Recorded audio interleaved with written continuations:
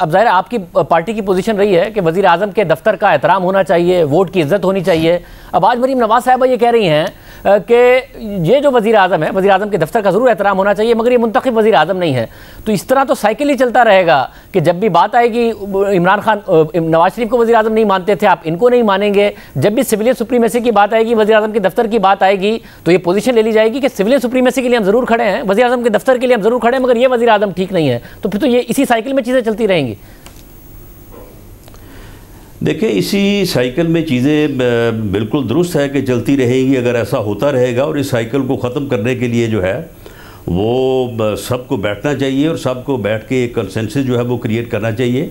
लेकिन ये बात मरीम नवाज़ शरीफ की बिल्कुल 100% दुरुस्त है कि एक आदमी जो है वो एक कॉन्स्टिट्यूशनल ऑफिस के ऊपर जो है वो काबिज़ हो जाए और उसके बाद फिर वो अपने कॉन्स्टिट्यूशनल, अपने आइनी हकूक़ की जो है वो बात करे, तो उसको वो हकूक़ जो है वो किस तरह से दिए जा सकते हैं, या उसका ये क्लेम जो है वो किस तरह से जो है वो उसको जो है वो माना जा सकता है।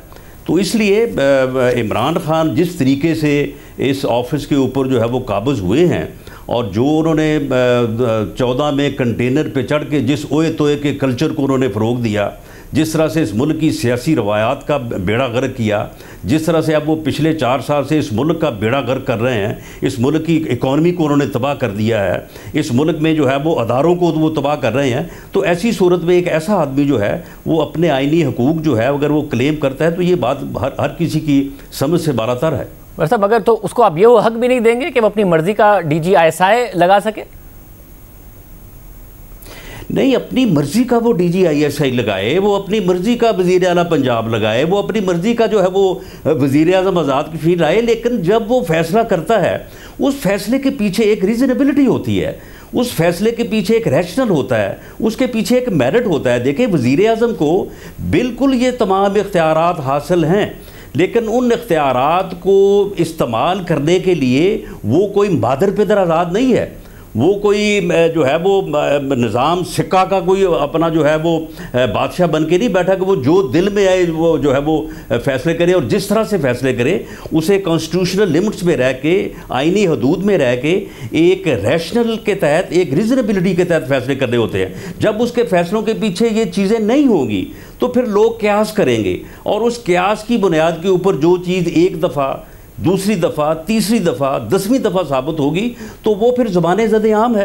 आज मरीम नवाज़ शरीफ ने जो बात की है, तो क्या ये बात जो है ये हमारे गली महल्ले से लेके तो इनके जो है हाईएस्ट ऑफिस तक, इनके जो सीनियर तरीन लोग हैं, इनके मिनिस्टर्स हैं, उनके मुंह से ये बातें हम सुनते हैं, वो ये बातें बैठ के करते हैं। तो फिर अगर ये बात होगी तो वो बात जो है वो किसी ना किसी के तो फिर जो है वो ज़ुबान पे आएगी। उससे फिर मैं नहीं समझता कि फिर किसी को इतनी तकलीफ या इतना जो है वो उससे एप्रीहेंशन होनी चाहिए। मगर फारूक साहब, ये जो एतराज़ है कि जो अपना ज़ाती फ़ायदा है और अपनी ज़ाती या तो अपोजिशन को टारगेट करना या फिर पॉलिटिकल मैनिपुलेशन करना, उसके लिए वज़ीर आज़म इस इदारे को इस्तेमाल करना चाहते हैं। उसके लिए आज मरीम नवाज़ साहिबा ने कहा कि उसके लिए एक शख्स को ओहदे पर बरकरार रखना चाहते हैं, जिसकी वजह से ये सारा का सारा मसला खड़ा हुआ है। तो मसला और जो है या मकसद है वो जमहूरी नहीं है वज़ीर आज़म का, बल्कि अपने ज़ाती सियासी मकासद के लिए एक इदारे को इस्तेमाल करना है, जिसकी वजह से मसला खड़ा हुआ है और जिसकी वजह से वो कह रहे हैं कि हम वज़ीर आज़म के साथ नहीं खड़े। देखें शादे, मैं आपकी सवाल पे अभी क्विकली आ जाऊंगा वापस, मुझे जरा जवाब दे लें। अगर पहले इसका जवाब दे दें फिर क्विकली चले जाइएगा। जी मैं आ रहा हूँ एक मुझे जरा बात कर लेने दो। देखें, आपने उनको दूसरी बार उसी बात का मौका दिया, जरा मुझे मुकम्मल कर लें। देखें, बुनियादी तौर के ऊपर मुझे कोई राशनल नज़र नहीं आता जब मरीम सफदर पार्टी की नायब सदर हैं, वो अपनी ही पार्टी के सदर के बयानात को आके रद्द कर देती हैं। वहाँ तो राशनल कायम कर लें ना, पहले आप अपनी जमात के मामलात को तो ठीक कर लें कि आपकी क़यादत जो है वो मीम ने करनी है, शीन ने करनी है, लाम ने करनी है, नून ने करनी, किसने करनी है। वहाँ आपकी कोई रीज़नेबिलिटी, कोई रैशनल नज़र नहीं आता। आप जो है वो प्राइम मिनिस्टर के ऊपर बात करना शुरू कर देते हैं जब आपके पास कोई बात लॉजिकल मौजूद ही नहीं है। आप नेशनल इश्यूज़ के ऊपर बात करने को तैयार नहीं है, इंतखाबी इस्लाहात के ऊपर बात करने को तैयार नहीं है, असम्बली में कोई किरदार अदा करने को तैयार नहीं है, तो आप आकर ऑल फॉल इस किस्म के मुज़ाहिका खेज़ बातें शुरू कर देते हैं। आपकी लीडरशिप के बयानात मौजूद हैं, मैं उनकी तरफ नहीं जाना चाहता।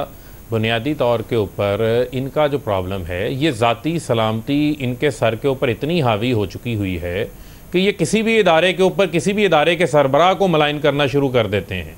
आप ये देख लें, चाहे वो नवाज शरीफ हों, चाहे वो मरीम सफदर हों, उनके बयानात के अंदर इस हवाले से एक कंसिस्टेंसी मौजूद है। कितने इदारों के सरबराहान के उन्होंने नाम लिए हैं, आप ये देख लें किसको उन्होंने बख्शा है, किसी को नहीं बख्शा। उनके शर से जो है वो कोई भी महफूज नहीं है। तो मैं ये कहता हूँ बात आपको, जब आप इस किस्म की एक हाइब्रिड लीडरशिप नाफिज करने की कोशिश करते हैं जिनकी सीवी के ऊपर कोई स्ट्रगल नहीं है, ना को गर्मी देखी, ना को धूप देखी, ना आंधी देखा, ना तूफान देखा, कोई स्ट्रगल नहीं की, बस मैं नवाज शरीफ की बेटी हूँ तो मुझे आप जो है वो लीडर मान लें। अब आप हाथ में एक लस्सी का गिलास लेके, जो जादुई गिलास आपने पकड़ा हुआ है, वो पकड़ के आप कहें कि इसका तिलिस्म हर तरफ चल पड़े, तो ये नहीं चलेगा। राज साहब लास्ट क्वेश्चन, राज साहब आप नहीं समझते कि ये, राज साहब आप नहीं समझते कि ये हो रही हैं उस गिलास के बारे में भी।